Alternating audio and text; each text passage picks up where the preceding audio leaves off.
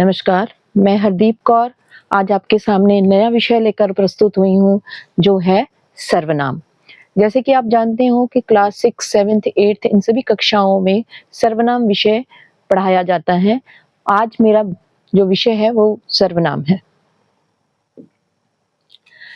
जैसा कि आप जानते हैं कि संज्ञा जो है वो क्या होती है, किसी भी वस्तु, व्यक्ति, स्थान, भाव आदि के जो शब्द होते हैं, व्यक्त करने वाले जो शब्द हैं, उन्हें हम क्या कहते हैं? संज्ञा कहते हैं।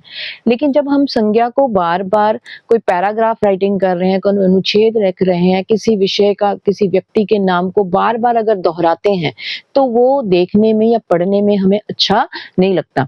इसलिए हम उसकी जगह कुछ शब्दों का प्रयोग करते हैं, जो शब्द जिससे हमारा जो अनुच्छेद है वो देखने पढ़ने में सुंदर और अच्छा लगता है।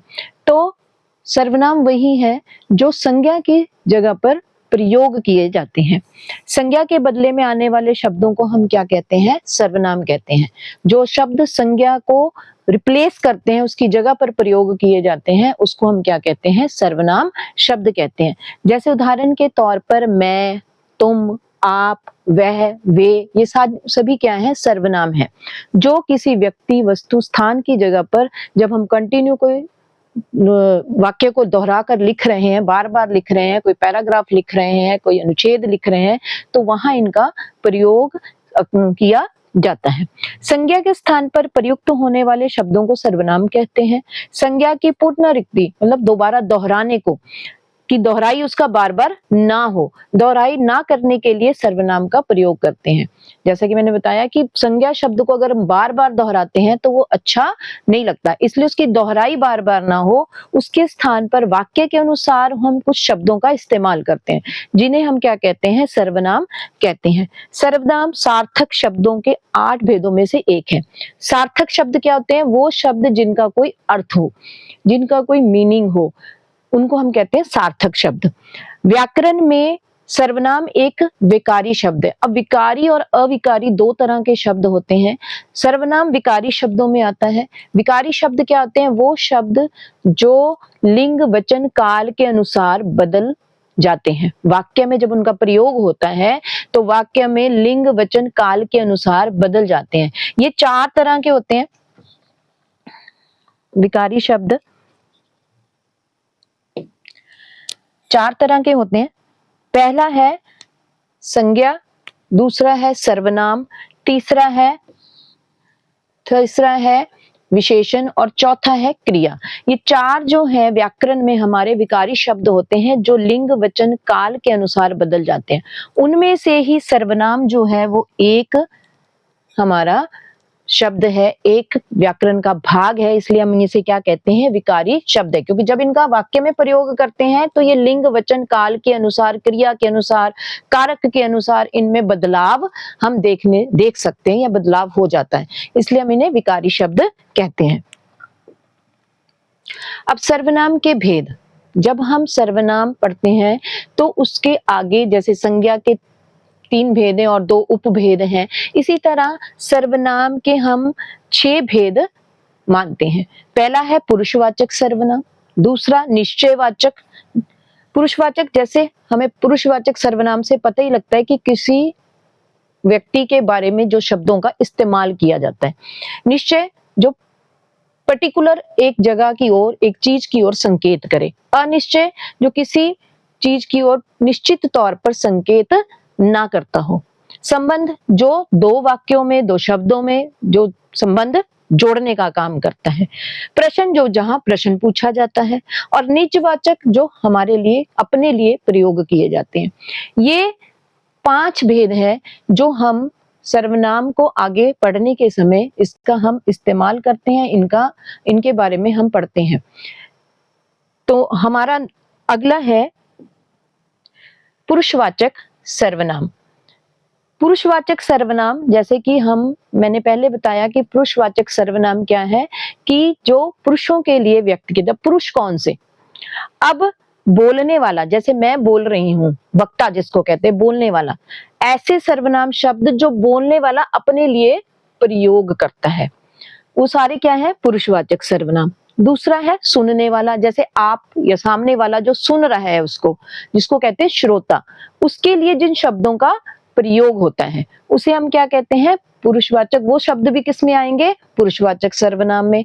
और जो वहां उपस्थित नहीं है, मतलब हम किसी अन्य के लिए, जैसे मैं बोल रही हूँ, आप सुन रहे हो, और किसी अन्य के लिए मैं बात कर रही हूँ जो उस जगह पर मौजूद ही नहीं है, किसी थर्ड के लिए, तो वहां पर होता है अन्य पुरुष।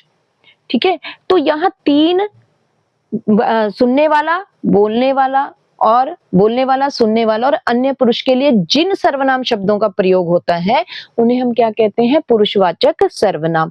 अब बोलने वाले में मैंने अपने लिए जिन शब्दों का इस्तेमाल किया, ठीक है, सुनने में मैंने आपके लिए, तुम, तुम्हारा, ऐसे शब्दों का इस्तेमाल किया। किसी तीसरे के लिए जो शब्दों का इस्तेमाल था, उसने, उन्होंने, इन्होंने, उनका, ये किसी तीसरे के लिए जो शब्द इस्तेमाल किए गए, ये सारे किस में आएंगे, पुरुषवाचक सर्वनाम के अंतर्गत आते हैं। जैसे आपके सामने है, इसके उत्तम पुरुष, इसके आगे तीन भाग हैं। पुरुषवाचक हमने पढ़ लिया कि पुरुषवाचक में कौन कौन आता है, ठीक है, एक वो जो बोल रहा है, एक वो जो सुन रहा है, एक वो जो अन्य है, जो वहां प्रेजेंट ही नहीं है, उपस्थित नहीं है, उसके लिए। अब इसके तीन भेद हैं आगे पुरुषवाचक सर्वनाम के। पहला है उत्तम पुरुष। उत्तम पुरुष कौन से सर्वनाम होते हैं, जिन शब्दों का प्रयोग बोलने वाला स्वयं के लिए करता है, मतलब अपने लिए जिन शब्दों का मैं प्रयोग कर रहा है, जैसे मैं, हम, हमारा, ये सारे क्या है शब्द, पुरुषवाचक में उत्तम पुरुष हैं, क्योंकि ये किसके लिए प्रयोग हो रहे हैं, जो व्यक्ति बोल रहा है उसके लिए इन शब्दों का प्रयोग होता है। दूसरा है मध्यम पुरुष।